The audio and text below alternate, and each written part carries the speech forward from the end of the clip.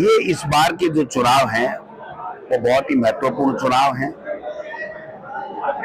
देश की दिशा और दशा किस तरीके से रहेगी इस बात को लेकर के तय होना है। 10 साल से केंद्र में मोदी जी देश के प्रधानमंत्री के रूप में काम कर रहे हैं। 10 साल में उन्होंने केवल और केवल कांग्रेस को कोसना, जो भारत खुद ने आरोप लगाए, विपक्षी नेताओं के ऊपर भ्रष्टाचार के आरोप लगाए, मुकदमे लगाए, उनको तोड़ तोड़ करके अपनी पार्टी में शामिल करना, अपनी वॉशिंग मशीन में डाल करके उनको नीट एंड क्लीन करना, ये काम कर रहे हैं। किसानों के साथ अत्याचार कर रहे हैं। उन्होंने वादा किया था कि महंगाई कम करूंगा, आज महंगाई आसमान छू रही है। उन्होंने कहा था कि 2 करोड़ लोगों को रोजगार दूंगा, आज 3 लाख नौकरियां केंद्र सरकार में स्वीकृत नौकरियां रिक्त पड़ी हैं, उनके ऊपर कोई भर्ती नहीं की गई। उन्होंने कहा था किसान की आमदनी दोगुनी करूंगा, लेकिन पहले कार्यकाल में सर्वसम्मति से पारित भूमि अधिग्रहण कानून को परिवर्तन करने की कुचेष्टा की गई और दोबारा जब आए सेना के शौर्य के पीछे छुप करके और उन्होंने जब सत्ता ले ली तो उसके बाद में किसान की जमीन और किसान की जमीन की उपज दोनों पे डाका डालने के लिए 3 काले कानून लेकर के आए और किसानों ने आंदोलन किया तो उनको चोर, माओवादी, हत्यारे, शराबी, डाकू, पता नहीं क्या क्या उपमाएं दी गई।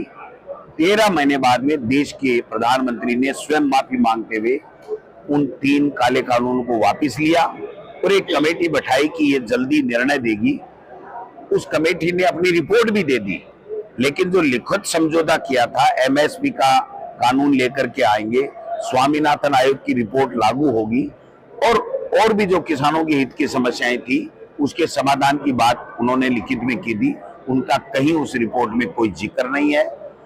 अब चुनाव में आकर के और गारंटी, मोदी की गारंटी शब्द बोल रहे हैं। मैं मोदी जी पूछना चाहता हूं कि आपने जो ये गारंटियां 2014 में दी थी, क्या ये देश के लोगों के लिए गारंटी नहीं हो गया? आपके जुमले नहीं साबित हो गए? आपने 2018 में जयपुर और अजमेर में कहा था कि आरसीपी को राष्ट्रीय परियोजना घोषित करूंगा, क्या वो जुमला साबित नहीं हो गया? आपने कहा था कि किसान के कर्जे माफ करूंगा, क्या आपने किसान के कर्जे माफ कर दिए? अब कह रहे हैं हम लोग वो नहीं कर पाएंगे। आपने कहा था कि भ्रष्टाचार समाप्त कर दूंगा, तो आपने तो इलेक्ट्रोल बॉन्ड के माध्यम से अनकॉन्स्टिट्यूशनल स्कीम बना करके इलीगल पैसा जमा करा करके और लोकतंत्र को खत्म करने का काम कर रहे हो। कितनी सरकारें गिरा दी उन्होंने, कितने एमपी एमएलए तोड़ रहे हैं, किस तरीके से जो है वो देश में लोकतंत्र की हत्या करने का नंगा नाच किया जा रहा है। इसके ऊपर मोदी जी नहीं बोलेंगे। जब चुनाव आएंगे तो सारे मुद्दों की बात छोड़ करके हिंदुस्तान, पाकिस्तान, शमशान, कब्रिस्तान, धर्म की बात करना, राम मंदिर की बात करना और इस तरीके की बातें करके और वापस वहीं लेकर के इस चुनाव को धर्म के आधार पर बनाने की चेष्टा करेंगे और पुनः सत्ता में आने की कुचेष्टा करेंगे। लेकिन अब की बात देश के लोग समझ गए हैं कि मोदी जी जुमले देते हैं, मोदी जी एक भी काम नहीं करते। आप बताइए, यूपीए सरकार के समय right to education, right to food जैसे मनरेगा जैसे कानून बने और मोदी जी के समय नोटबंदी, बेतरतीब जीएसटी और अनकॉन्स्टिट्यूशनल स्कीम का इलेक्ट्रोल बॉन्ड और बॉन्ड में जितना घोटाला हुआ, आज पूरा दुनिया हंस रहा है इनके ऊपर कि देखो क्या बोल रहे हैं और क्या कर रहे हैं। आप ऐसी कंपनियों से चंदा ले रहे हो जो 1 रुपए का प्रॉफिट है और आप 93 रुपए उससे चंदा ले रहे हो। ऐसी कंपनियों से आप चंदा ले रहे हो जिसको आप 5-5 हजार करोड़ के काम दे रहे हो और तत्काल दे रहे हो। ऐसी कंपनियों से आप चंदा ले रहे हो जिसपे ईडी, इनकम टैक्स और सीबीआई का छापा पड़ रहा है। 10 दिन, 5 दिन, 15 दिन और 1 महीने बाद में वो आपको इलेक्ट्रोल बॉन्ड दे रहा है और फिर आप कह रहे हो मैं भ्रष्टाचार समाप्त कर दूंगा। आप भ्रष्टाचार समाप्त नहीं करोगे।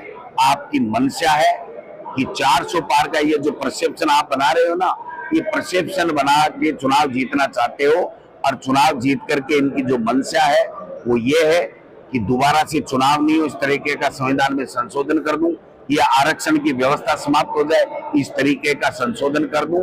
और मैं चाहूं, मैं बनूं, तब तक मैं बनूं, मैं चाहूं वो देश का प्रधानमंत्री, राष्ट्रपति या प्रदेश के मुख्यमंत्री बनते रहे।